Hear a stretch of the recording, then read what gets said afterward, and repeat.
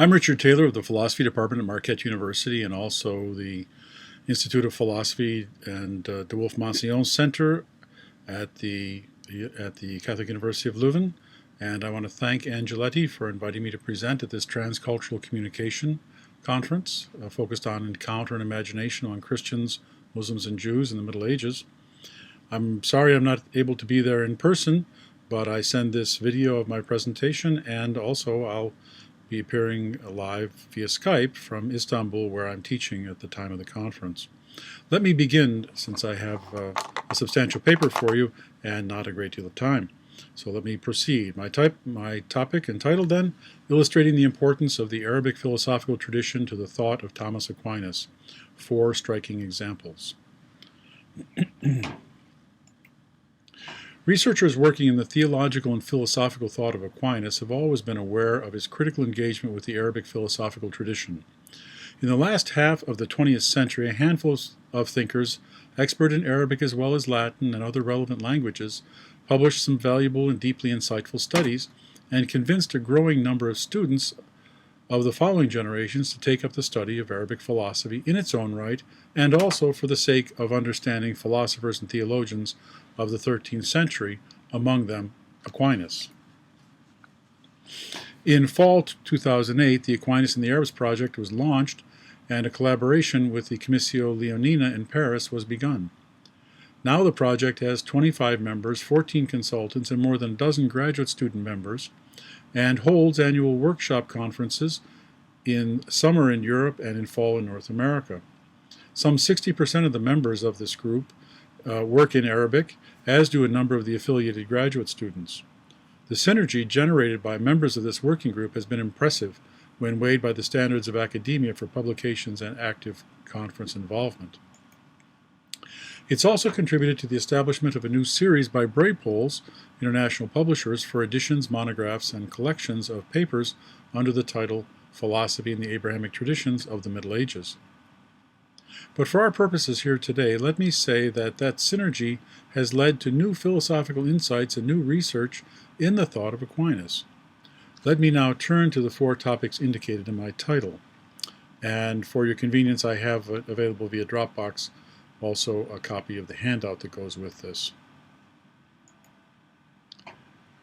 For each of my 4 topics, being, creation, knowledge, and happiness, I'll focus on the earliest work of Aquinas in his commentary on the sentences of Peter Lombard and his On Being and Essence, both written at Paris as he worked toward the position of master there in the period of roughly 1250 to 1254.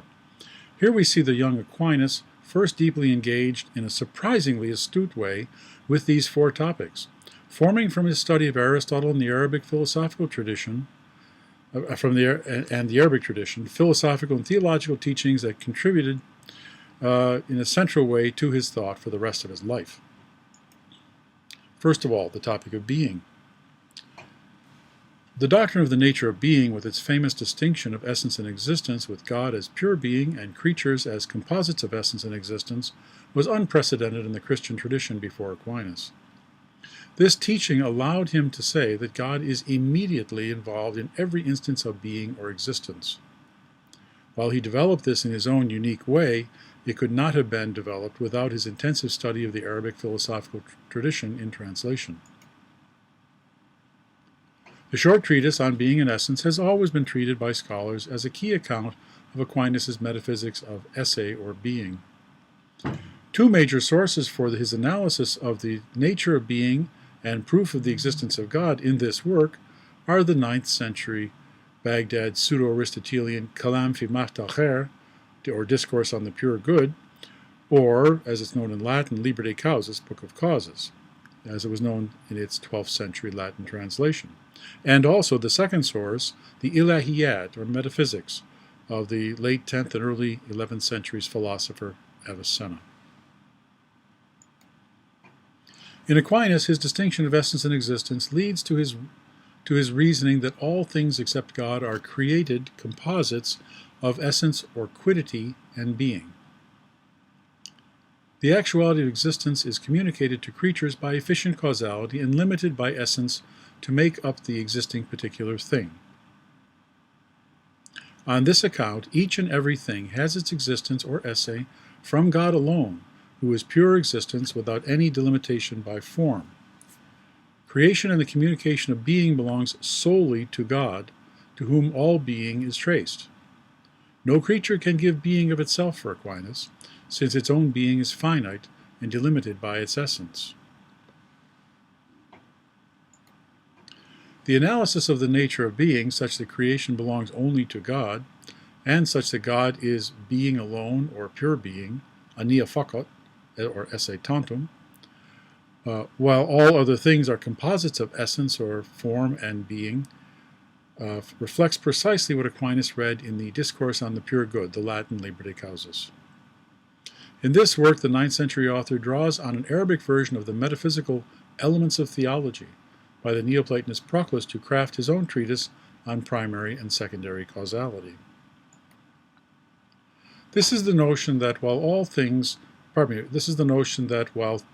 have causal efficacy, all causality must ultimately be traced through layers of other causes to a single metaphysical first cause of all, who alone is the true author of the being and actuality of every other existing thing.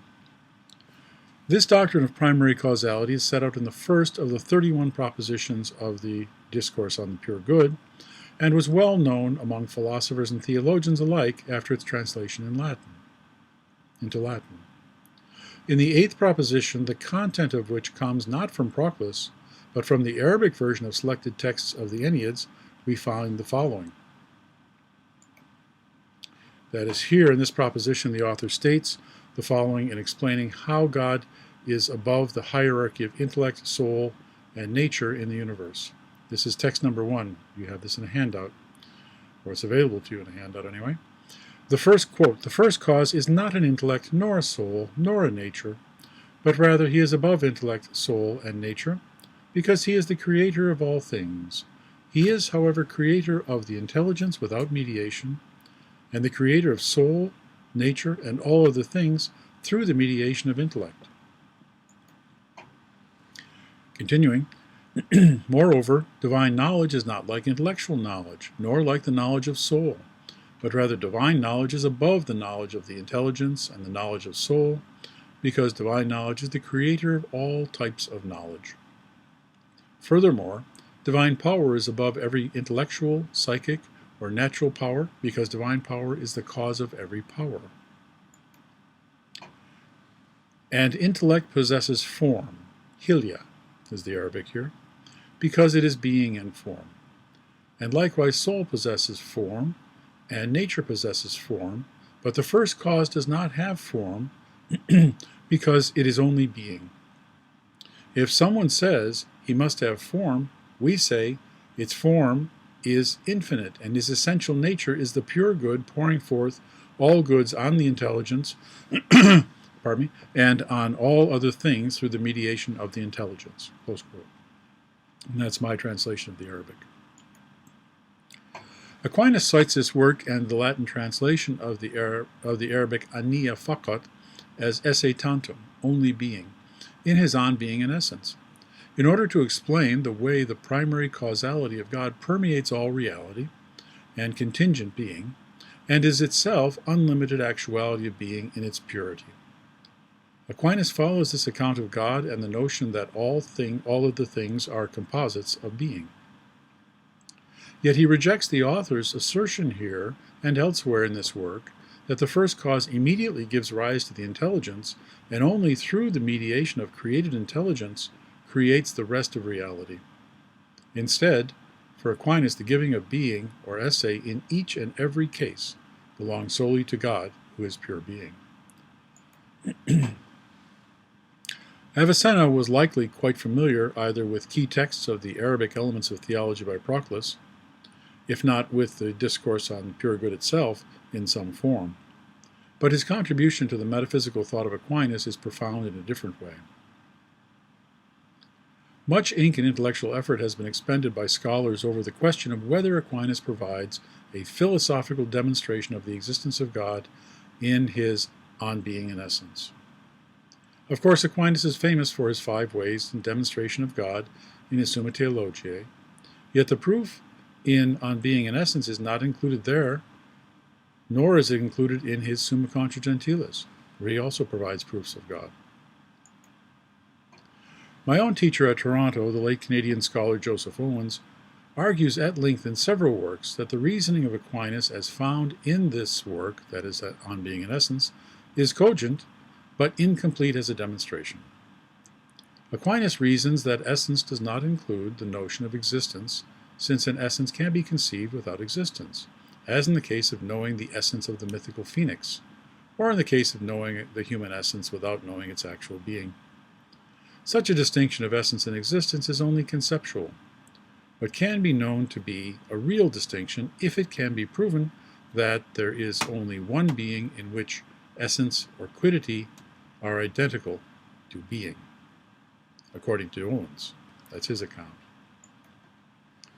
That is, if it is proven that there can be only one being which is pure being, or esse tantum, then all other beings must be composites of limitedness,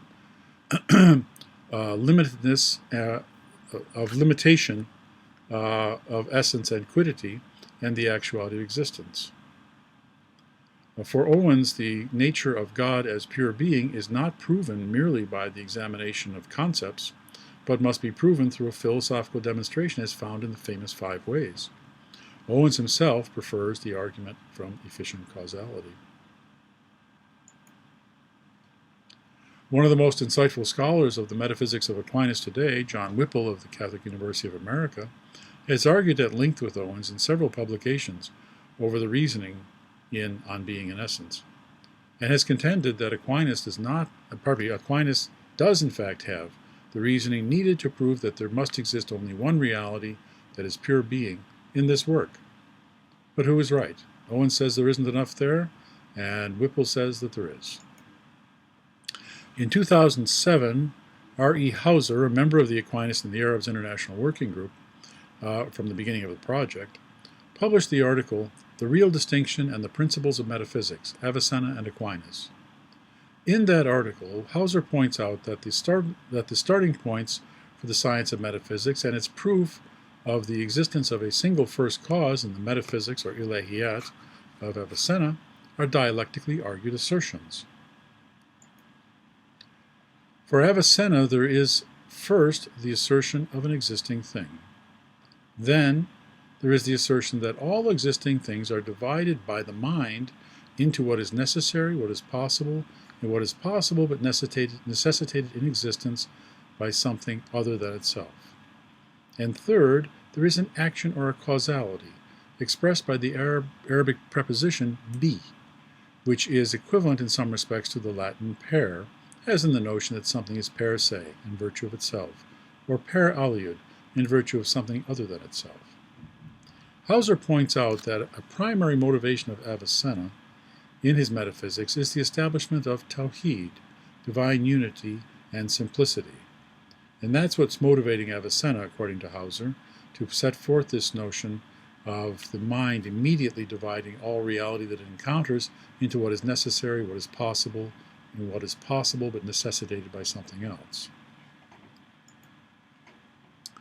Given the existence, then, of anything, given the notion that all things other than God are necessitated in actual existence, and given that the necessitation of a thing in actual existence takes place through another thing, the reasoned conclusion reached by Avicenna is that there is one first necessary being, which is pure being, and the cause of all other beings, none of which has pure being as its essence or as its own nature.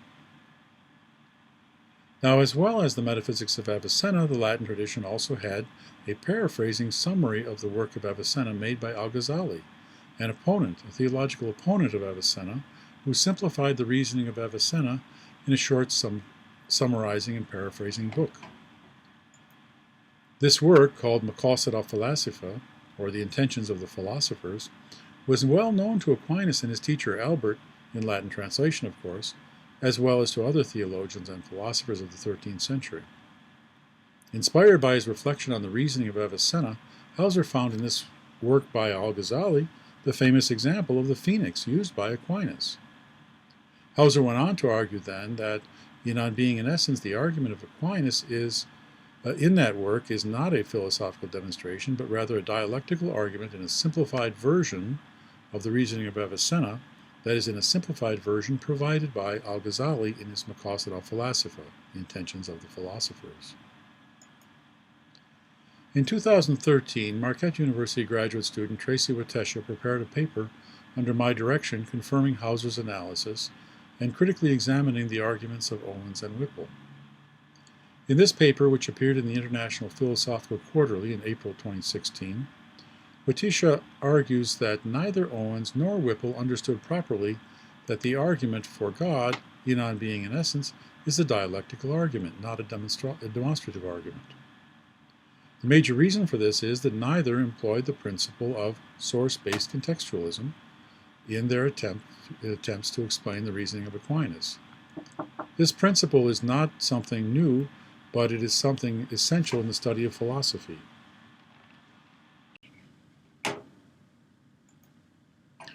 Simply put, a philosopher must be read in the context of his or her primary sources. This principle was employed by Hauser, who revealed the sources for the reasoning of Aquinas and showed the true nature of the reasoning to be dialectical.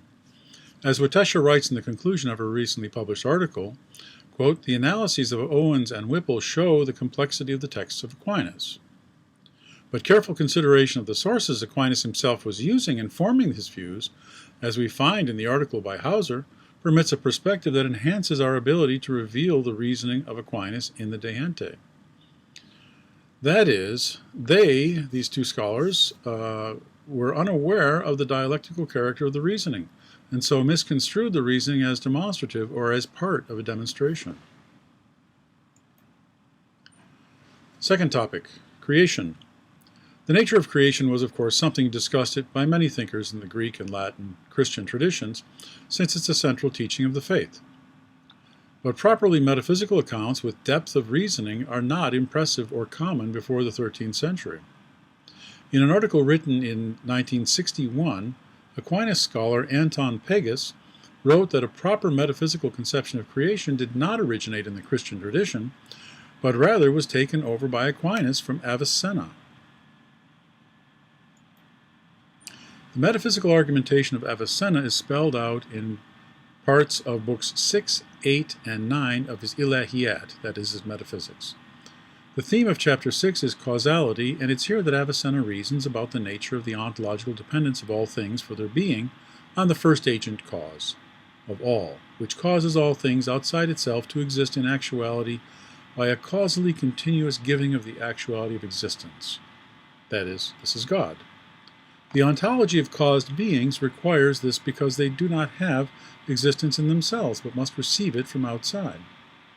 The cause of beings must be an agent cause enacting the being of things by efficient causality other than the efficient causality of motion. That is, a metaphysical efficient causality is required. Its action is the cause of being in something other than itself and comes to the thing from outside the thing. This causality cannot be discontinuous or episodic, but must be continuously present and active for all beings other than the first,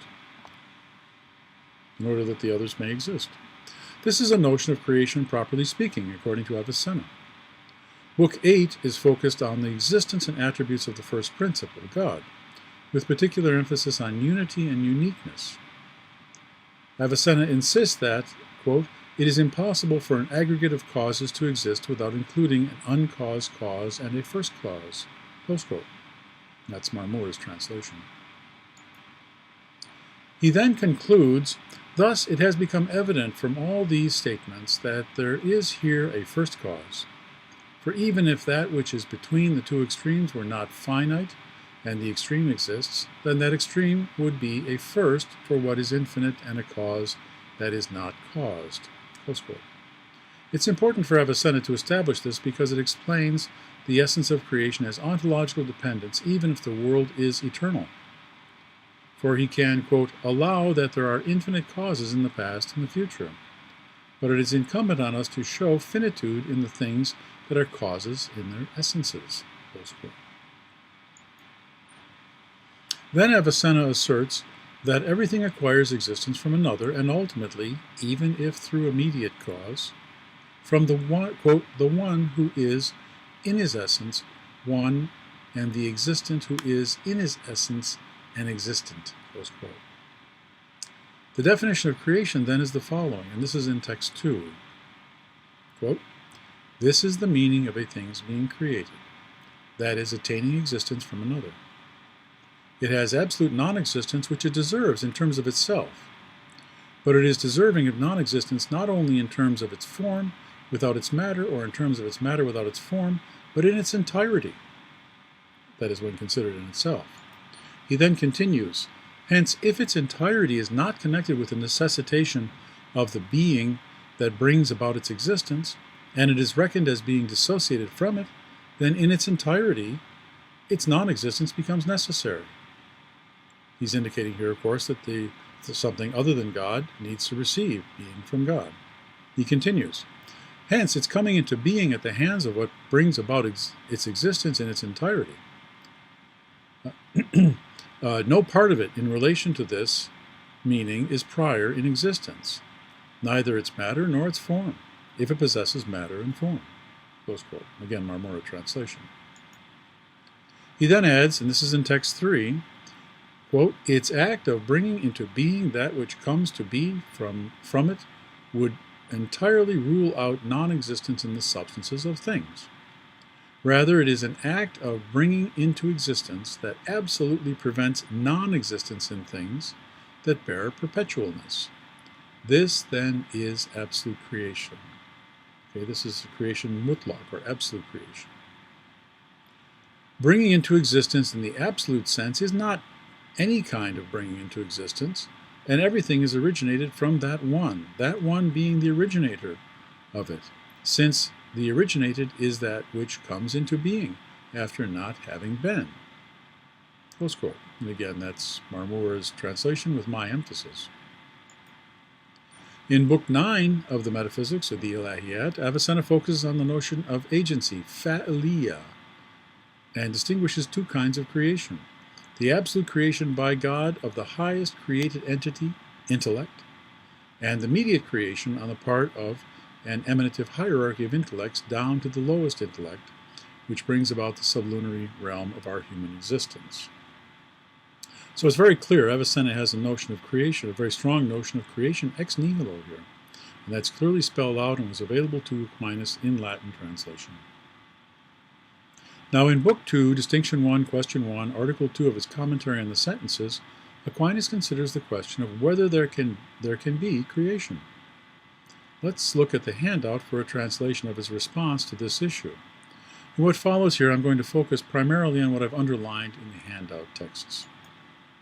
So this is I'll give you the entire text here, but we're going to focus on what's in the handout. I note here, though, he says in the beginning of this response, I respond that it should be said that not only does faith hold that there is creation, but reason also demonstrates it. But let me skip down to the key texts. And he says, but we call this to create. And he gives us a definition of creation here. To produce a thing in being according to its whole substance. Hence it is necessary that all things proceed from the first principle through creation. That's certainly as echoes of Avicenna. He continues then, nevertheless, it should be known that the notion of creation involves two things. Two things now. The first is that it presupposes nothing in the thing which is said to be created. And that is stressed by Avicenna as well. And he goes on to talk about this further, but I want to focus on these key texts. And so later on in that same passage, which you have in the handout, he writes this, but the causality of the Creator extends itself to all that is in the thing. Recall Avicenna's mention of matter and form, extending it to matter and form. For this reason, creation is said to be from nothing, because there is nothing which pre-exists creation as uncreated. That's the first point. The second is that in the thing which is said to be created, non-being is prior to being, not by a priority of time or duration, so that earlier it was not and afterwards it is, but by a priority of nature, in such a way that if the created thing is left to itself, non-being would result. For it has being only from the influence of a superior cause. And that's straight out of Avicenna. He offers more here as well and refers to the generation of the Son from the Father, but I'm not going to focus on that. I'm going to proceed with this as well. And he gives reasons about creation from nothing, which is also based on Avicenna. So you have that in the handout as well. I'm not going to go through this in detail, but this I will go through in detail. And the last passage here. He says then, if these two suffice for the notion of creation, then creation can be demonstrated in this way. And in this way the philosophers have asserted creation. If, however, we take a third consideration to be required for the notion of creation, so that in duration the thing created has non-being before being, so that it is said to be from nothing, because it is temporally after nothing, creation cannot be demonstrated in this way, nor is this concluded by the philosophers, but it is supposed by faith. So Aquinas has the notion of creation being an ontological dependence requiring the notion of primary causality and leading back to God. And he picks that out of Avicenna, in addition to the other materials he has from the Book of Causes, the Liber de Causas or Kalam from Altacher. It should be clear that Aquinas is drawing much of what he writes here directly from Avicenna, with the assertion that the creature is of itself nothing, that it is dependent on the efficient causality of a single first cause whose nature is pure being, as we noted in our discussion of being, that the world can be proven to be created, but not proven to be created in time, and much more which we don't have time to consider here in detail. Now, before proceeding to the issue of knowledge, however, let me call your attention to the definition of creation given by Aquinas in the last of the translated paragraphs in text 4. Note that he says, if these two suffice for the notion of creation, then creation can be demonstrated in this way, and in this way the philosophers have asserted creation. Close quote. This is Thomas in the commentary on the sentences, the young Thomas. The two criteria are then that nothing is pre-existing the causality of the first cause, and what is created of its own nature, quote, has non-being prior to being, close quote. If these are the criteria to be met for the assertion of a doctrine of creation, then it seems to me that the doctrines of emanation of Plotinus and the Neoplatonic tradition certainly qualify as creation.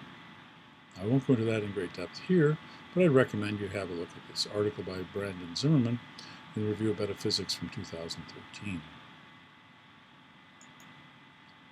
Third topic, knowledge. As is well known, Aquinas rejected the theories of knowledge put forth by Avicenna and Averroes in his commentary on the sentences, in his Summa Contra Gentiles, in his disputed questions on the soul, and in his Summa Theologiae, as well as in other works. The arguments against these thinkers are particularly well spelled out in detail in the Summa Contra Gentiles. Consequently, it would surely be more than a little surprising to find that the foundations for his account of human knowing are in the works of these Arabic writing philosophers, Avicenna and Averroes.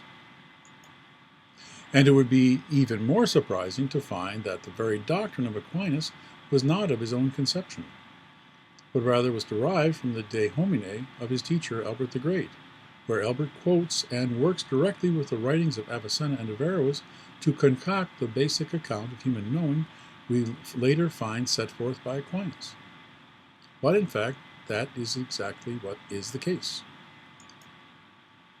Avicenna, so let's review Avicenna and a bit of Averroes. Avicenna taught that the human rational soul is created with its body, though the rational soul alone has an afterlife. On his reckoning, the body serves the soul as a tool and instrument assisting in the attainment of knowledge. The individual senses report to the common sense, which integrates what it receives into images formed in the imagination.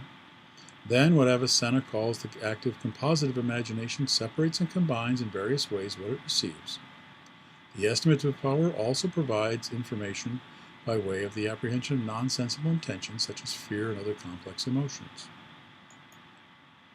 The human cogitative power for Avicenna then works with images to distill information about experience particulars. These are all powers located in the human brain. The human rational soul in this way is prepared for knowledge, intellectual knowledge. Knowledge, then, for Avicenna, comes not from abstraction based on experience particulars alone, but from a connection with or an emanation from the separately existing agent intellect shared by all human beings. This agent intellect contains the intelligibles of all kinds of entities, and it is only when connected to the agent intellect that a human being can have intellectual knowledge and understanding, or even intellectual memory. Aquinas rejects this account.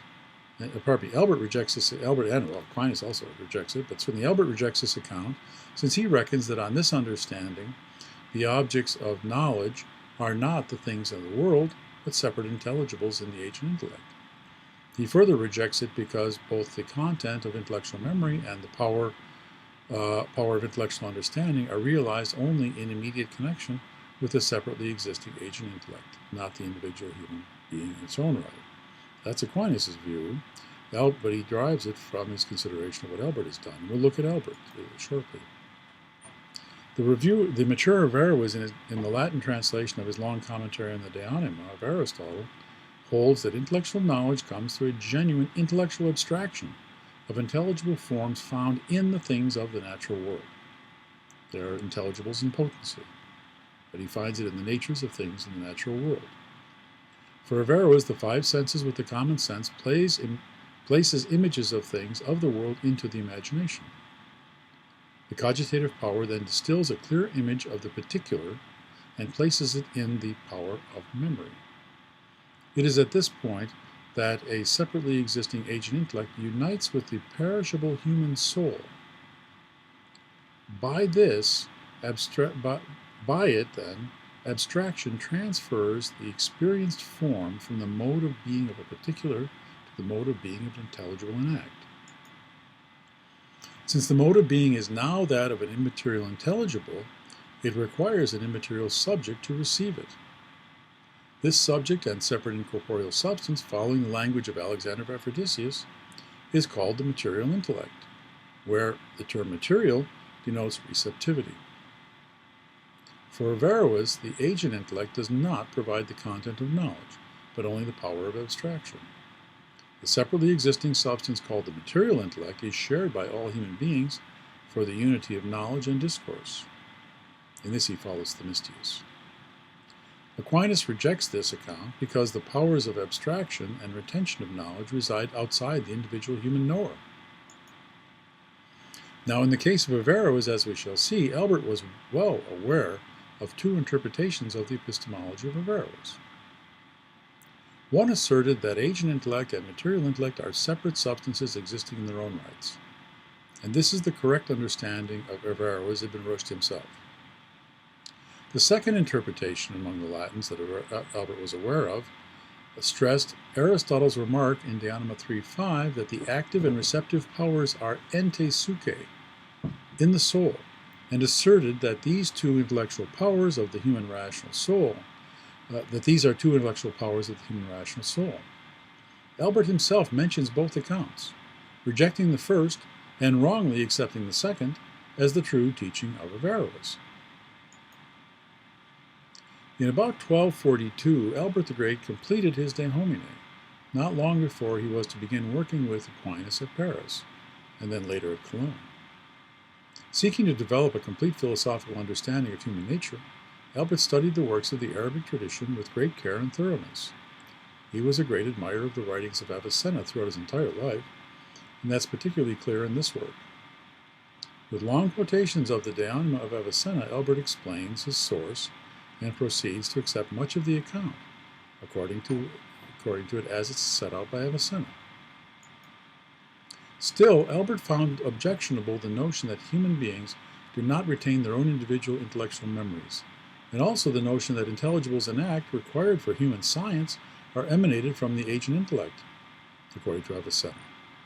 So explicitly rejecting Avicenna, Albert himself holds that every human being has two sorts of memory, one in the brain holding memories of sensible particulars, and this is perishable, and another in the intellect holding attained intellectual knowledge, and this is immaterial. He also rejects the account that human scientific knowledge of things of the world comes to the human intellect from a separate agent intellect. Here's Albert's text from the De Homine. He writes, and he knows he's got the text of Averroes in front of him here. Again, Averroes writes, quote, "Every intellect existing in us, in nobis, has two actions. One is of the genus of affection, and it is to understand. The other is of the genus of action, and it is to abstract these from matter, which is nothing but to make them understood in act after they were understood in potency." Close quote. That's a quotation, it's Albert's quotation of Averroes. Since therefore, and this is Albert going on, and since therefore one of these is the agent intellect and the other the possible intellect, each of those intellects will be existing in us, in nobis, and not in a separate substance. Close quote. So this is where Albert shows awareness of two different views in the interpretation of Averroes, and makes it clear that he understands the interpretation of Averroes to imply not that there are two separate substances, but in fact these are two powers of the human rational soul. And what Albert sets forth here in the De Homine becomes the teaching of Aquinas. So Albert concludes then that the correct understanding of knowing involves the brain powers of sensation, common sense, imagination, and cogitation, but Albert rejects Avicenna's need for a separate agent intellect, and also Avicenna's sense that there is no intellectual memory. He then took from Averroes the notion of a genuine intellectual abstraction carried out by every individual human knower, and the notion that the powers of abstracting agent intellect and receptive intellect belong to each individual human intellect. Again, Albert misreads Averroes, but that misreading precisely results in his formation of the teaching that the agent and receptive intellects are not separate substances, but powers of the individual human soul. Now, the theory of human knowing, spelled out in detail by Thomas Aquinas in Book 2, Distinction 17, Question 2, Article 1 of the Commentary on the Sentences, is precisely that crafted by Albert in the De Homine. Though Aquinas consults again the primary sources in Avicenna and Averroes, and forms his account of the nature of intellect and the powers of intellectual abstraction in direct engagement with these Arabic-writing philosophers. But surely he had seen it already in the De Homine of the teacher with whom he spent so many years studying. There's not enough time for detailed analysis here, but for a key passage from this article by Aquinas, see text 6 in the handout. For a complete translation of this article and detailed analysis of it as well, I refer you to my article published in 2013, and the complete reference is provided here. Prior to 2012, this close connection with the critical work of Albert had not been noticed by scholars of Aquinas, nor had it been spelled out with source text precision just how the theories of human knowing set out by Avicenna and Averroes had contributed positively to the thought of Aquinas. This is just another example of how the method of source-based contextualism contributes to a deeper understanding of Aquinas and of the importance of the Arabic tradition for medieval Latin thought. Finally, my fourth and last topic, happiness. Aristotle famously took up the issue of human happiness in books 1 and 10 of his Nicomachean Ethics, distinguishing between the eudaimonia, or happiness of the morally good citizen, the second most fulfilling happiness, and that of the philosopher who can perhaps achieve highest fulfillment not only through moral character, but also through the highest development of natural intellect that can be had in the perfection of reason. For Aquinas, however, there is a happiness and a fulfillment beyond that of nature, and this is to be found in the afterlife in heaven, where, or when, the very face of God will be seen. This is at the heart of Christian doctrine, and yet for his explanation of this central Christian doctrine, Aquinas draws directly on the thought of the rationalist philosopher Averroes. We've already seen that for Averroes, the powers of the separately existing agent intellect and receptive material intellect come to be present in the human soul in the activity of forming intellectual knowledge. Aquinas rejected this for many reasons, not the least of which is that it meant that individual human beings are not knowers in their own rights, but rather only through the supervening transitory powers of separately existing intellects. Yet it is precisely this model of Averroes, rejected by Aquinas in the case of natural human knowing, that comes to play a key role in Aquinas' account of ultimate human supernatural beatitude and happiness in heaven. In Book 4, Distinction 49, Question 2, Article 1 of the Commentary on the Sentences, on the issue of whether the blessed in heaven will see God in his essence, Aquinas provides a philosophical account of the meaning and promise of ultimate human happiness in seeing God face to face. In his response, or respondeo, Aquinas surprisingly provides detailed analyses of the conceptions of ultimate happiness through intellectual knowledge found in the Arabic writing philosophers Al-Farabi, Ibn Bajjah, Avicenna, and Averroes, and in the Greek philosopher Alexander of Ephroditus, as understood through the commentary of Averroes on the Daimon. In his critical accounts, Aquinas rejects the views of all these philosophers with detailed argument, but finally returns to Averroes for his model for supernatural knowing. Averroes, and also Alexander as interpreted by Averroes, had held that human intellectual knowledge comes about thanks to the intervention of the human soul of a separate agent intellect, empowering the individual soul to have an intellectual understanding that transcends its own powers.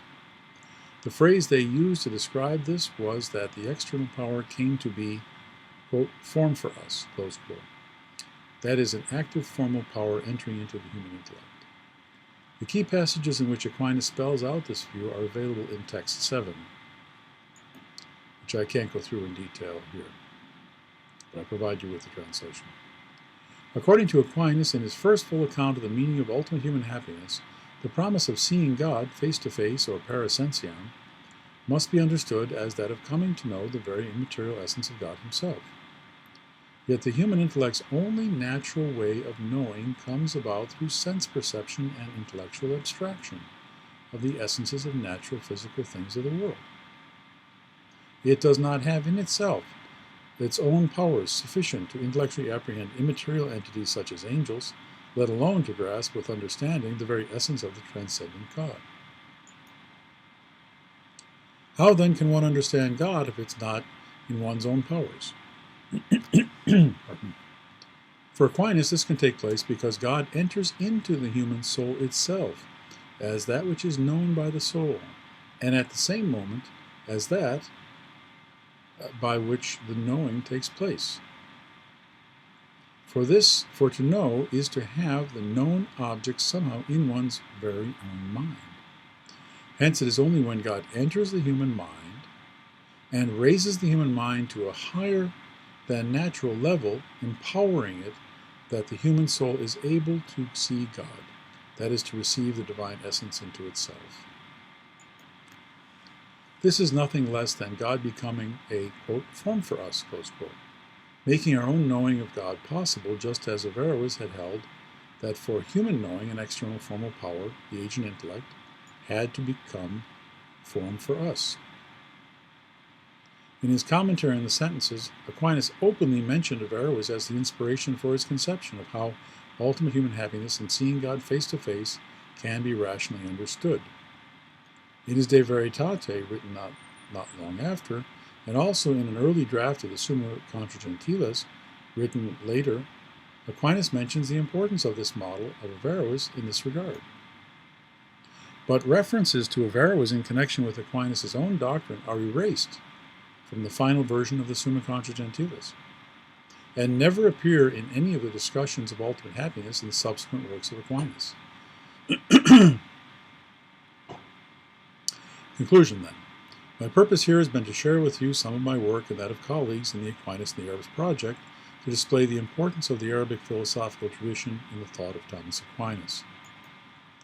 To that end, I've tried to guide you through texts on 4 key issues in the thought of Aquinas: being, creation, knowledge, and happiness. On each of these topics, philosophy from the Arabic tradition studied by Aquinas in Latin translation played key roles in the formation of the teachings of Aquinas. But you should not take from this presentation the notion that Aquinas was merely following out the thought of his Arabic writing predecessors. Rather, Aquinas is one of the most brilliant and insightful theological and philosophical thinkers in the history of human thought.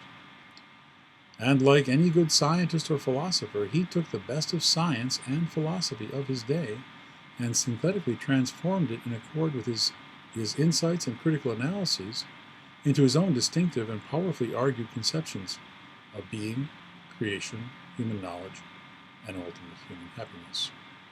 And there I conclude. Thank you very much.